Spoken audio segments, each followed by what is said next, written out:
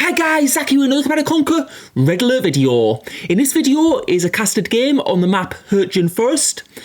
And we've got a 4v4 match, and on team 1 on the left we've got playing as the Soviets, Brain Clam. And then further down we've got Eric, who's also playing as the Soviets. And he's a good player who likes to do multi-MCV. We've also got LT Philharmonic, who's also playing as the Soviets on Team 1. And then we've also got Saltpaid, and he's playing as the Allies, a very good player in quick match, in the top 5 in the rankings. Then playing as the Soviets, we've got Killerflow, who's on Team 2. Also on Team 2 we've got Nose, who's playing as the Allies. And then we've got Ron Diaz a bit further up. He's playing as the Allies also. And lastly, we've got Radio Flyer, who's playing as the Soviets. So this is a 4v4 match on Hurtgen Forest, a game I haven't played before. And let's have a look at what happens further down on the map.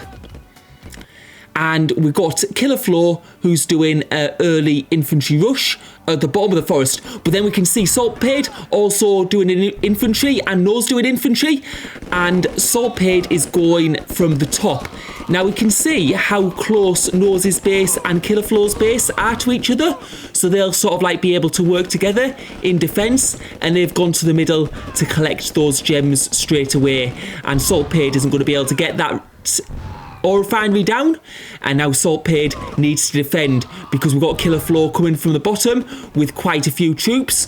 We also should note that Killerflow is playing as the Soviets, so he's going to have grenadiers which can do a lot of damage.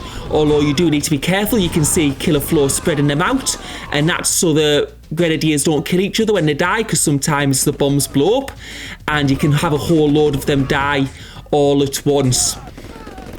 We'll have to see how Saltpaid's able to deal with this. You can see Saltpaid also spreading his infantry out a little bit, and that's so he doesn't get them all killed by grenadiers in the same way. And Killerflow's infantry have now been cut down significantly. Now we can see Killerflow coming from the top. He's invested heavily in infantry, and also Nose is just destroying that ore refinery, and Killerflow is going for another ore refinery. And Saltpaid appears to have built 3 ore refineries at the start, so he's invested heavily in that, but 2 of them have been taken down, so I guess it's useful that he's got that 3rd one at the moment. But the thing is he's going to be slower at getting tanks out, and Killerflow will be able to get some tanks out. Now you can see Saltpaid's been forced to invest in pillboxes to help with the defence against infantry, which is going to further delay his war factory. And now Killerflow is coming from the bottom. He's splitting his troops up. One's going, I think, for the power plant, and the other was probably going for the construction yard. But Saltpaid's being able to fend them off with infantry, locating them and splitting them at different places. But we can already see that the other 2 teams do have tanks now, and we'll have to see who they decide to attack. And Saltpaid moving his infantry around, and finally he's got that war factory up, although it's a lot later than the other players. And that pillbox was doing a little bit of work there, killing some of Killerflow's infantry, and he's already sold one of his pillboxes. But here's Killerflow with 2 heavy tanks. He's circling his construction yard, and there's nothing Saltpaid can do because he doesn't have enough tanks, and that construction yard goes down. And now Killerflow is going for the power, which has been an engineer revived it there. Now we'll have to see, what does Killerflow go for next? He's going for the pillbox, so he doesn't have as much defence. We can see that Saltpaid is building a lot of infantry at the same time, but this is 4 heavy tanks, and they're going for the ore refinery. And if Saltpaid loses this ore refinery, then he won't be able to build any more units once he runs out of ore, and that ore refinery goes down. Now we'll have a look at one of the battles going on elsewhere in the map, because this one is pretty much over. So we'll have a look at what happens between Eric and Ron. Eric also playing as the Soviets on the same team as Saltpaid, and Ron playing as the Allies. Eric is playing heavy infantry at the start, and that's one of the things Eric likes to do quite a bit. We can see that Ron Diaz has expanded towards the centre and is collecting off those ore, so he's going to have quite a decent economy going. And Ron Diaz now building a light tank, and he's going to go for the infantry squash. And Eric's still advancing forwards, but Ron has those infantry waiting there, and Eric's losing a lot of infantry doing this and hasn't got many kills. So that's early stage of this fight. Ron Diaz has done a little better and done a little bit more damage to Eric. And we can see that Ron Diaz has only gone for one ore truck so far. So he's going for like quite a fast approach, quite heavy on infantry and tanks early on, and we can see there at the back of Eric's base he's gone for 2 ore trucks, so he has the better economy but may not have as many units at this stage in the game.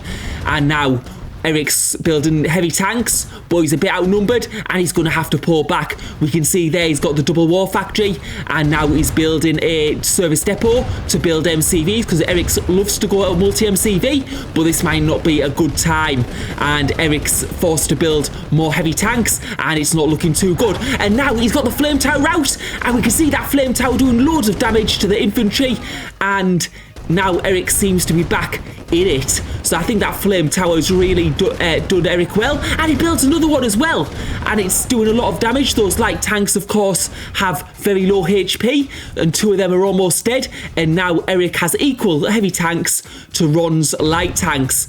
So getting those flame towers has really got Eric back into this game, and Ron's in a little bit of trouble because he doesn't have a decent economy as good as Eric's, and he's building light tanks with 1 ore truck, whereas Eric's got heavy tanks building and infantry, but he's got 2 ore trucks, so he's got twice the resources, and there's not really much Ron can do here. We'll have to see what does Eric go for first. We have to remember that Saltpade was being taken out at the bottom of the map, so it's important that Eric can finish this ASAP. And we can see now he's going for those war factories, taking them out, and that'll obviously reduce the building speed, although I think Ron is struggling a bit for ore. And what he should do right at this minute is go for that ore refinery, because once he gets the ore refinery down, well, I guess if he gets the war factories down, he can't build any more tanks anyway. He'll still be able to build infantry though at this point in the game. And now Ron is building another ore refinery, but I think it's a bit late. He can't build any tanks, and Eric's gonna just keep on getting more and more of those heavy tanks. And let's see what Eric goes for next. Now he seems to be going for the ore refineries, and once those ore refineries go down, it's well, I think there's no way Ron can come back from this unless he has help from his teammates.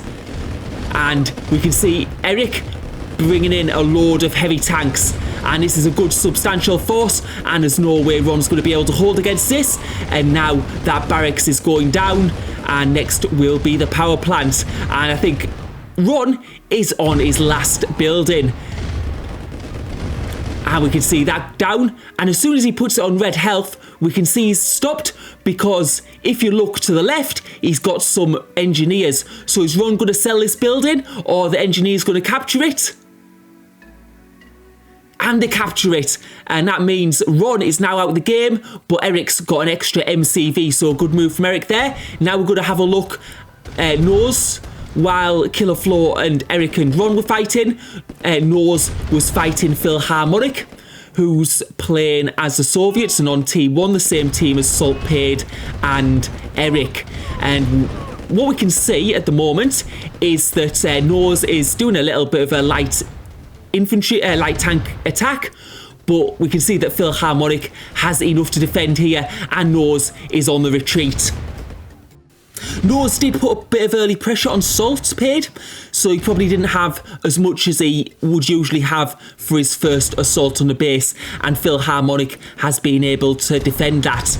But now it's Philharmonic. He's got heavy tanks and infantry against those light tanks, and those light tanks now pulling back, and this forest area is actually quite a hard place to fight, because as you can see, the tracking is a bit naff in this game, as people well know who play. But Philharmonic, he seems to be a bit outnumbered here, and Nose does seem to have the greater number of tanks. but heavy tanks are a bit stronger, so we'll have to see, are they going to be able to hold? But those heavy tanks seem to be taken out quite quickly, and it looks quite likely that Nose is going to be able to clean this up, and Philharmonic is going to be a bit of trouble because those tank numbers from Nose are getting quite large. And we can also see from the radar dome, Salt is basically out of the game.